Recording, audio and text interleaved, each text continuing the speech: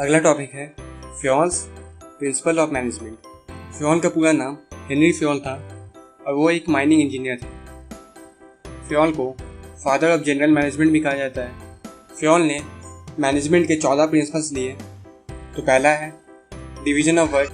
किसी भी काम को स्मॉल टास्क में डिवाइड कर देना चाहिए।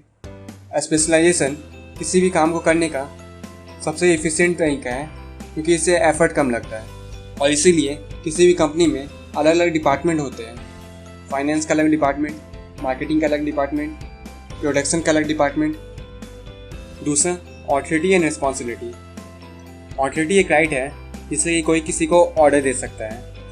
ऑथोरिटी और रिस्पॉन्सिबिलिटी के बीच में एक बैलेंस होना जरूरी है। एग्जाम्पल के लिए मार्केटिंग डिपार्टमेंट को एडवर्टीजमेंट करने का रिस्पॉन्सिबिलिटी दिया गया, लेकिन उनको ये ऑथोरिटी नहीं दिया गया कि वो फाइनेंस यूज़ कर सकते हैं।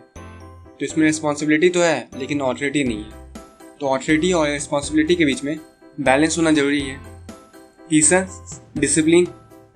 ऑर्गेनाइजेशन के रूल को फॉलो करना जरूरी है ताकि ऑर्गेनाइजेशन सही से चल पाए और इसके लिए डिसिप्लिन की ज़रूरत पड़ता है।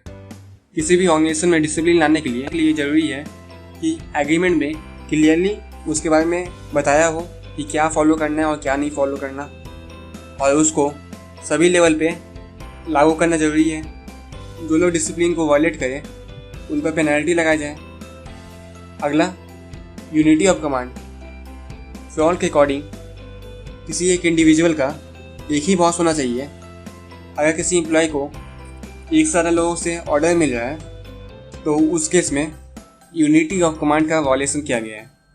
एग्जाम्पल के लिए किसी सेल्स पर्सन को मार्केटिंग मैनेजर ने अलाउ किया कि वो 10% तक का डिस्काउंट दे सकता है कस्टमर को, लेकिन फाइनेंस डिपार्टमेंट ने उसको 5% ज़्यादा डिस्काउंट देने से मना किया है।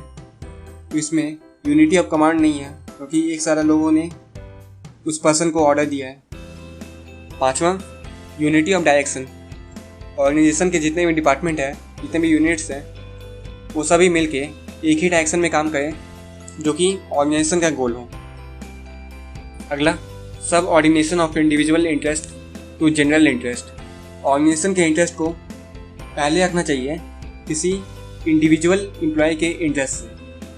फॉर एग्जांपल किसी को बोनस सिर्फ इस बात का देना कि वो किसी का फ्रेंड है या किसी का रिलेटिव है, ये गलत है क्योंकि ऑर्गेनाइजेशन में कई सारे लोग होते हैं तो उनको ज़्यादा वैल्यू मिलना चाहिए किसी एक पर्सन से।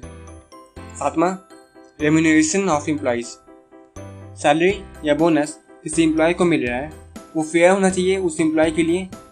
नए एम्प्लॉय को बहुत ज़्यादा सैलरी मिलना चाहिए, ना बहुत कम सैलरी देना चाहिए, और साथ में वो कंपनी के पेइंग कैपेसिटी के अंदर हो। अगला सेंट्रलाइजेशन एंड डिसेंट्रलाइजेशन। जब डिसीजन मेकिंग की पावर किसी एक के पास होता है तो उसको सेंट्रलाइजेशन कहते हैं, और जब डिसीजन मेकिंग का पावर एक से ज़्यादा लोगों के पास होता है तो उसको डिसेंट्रलाइजेशन कहते हैं। अगला स्केलर चेन। कोई भी ऑर्गेनाइजेशन कई सारे लेवल में डिवाइडेड होता है। हाईएस्ट से लोएस्ट रैंक तक का जो लाइन होता है उसको स्केलर चेन कहते हैं। किसी भी ऑर्गेनाइजेशन में एक चेन होना चाहिए ऑथोरिटी और कम्युनिकेशन का, जो कि टॉप से बॉटम की तरफ चले। फॉर एग्जाम्पल इस डायग्राम में अगर डी को ए को कुछ बताना है तो डी डायरेक्ट नहीं बता सकता। डी को पहले सी को बताना पड़ेगा, सी बी को बताएगा और बी तब जाके ए को बताएगा, तभी जाके वो बात ए तक पहुंचेगा। अगर डी को टी को बताना है, पहले डी सी को बताएगा, सी बी को बताएगा, बी ए को बताएगा, ए आर को बताएगा, आर एस को बताएगा और एस टी को बताएगा। तो ये कुछ ज़्यादा ही बड़ा रूट पड़ गया और इसमें टाइम बहुत ज़्यादा लगेगा।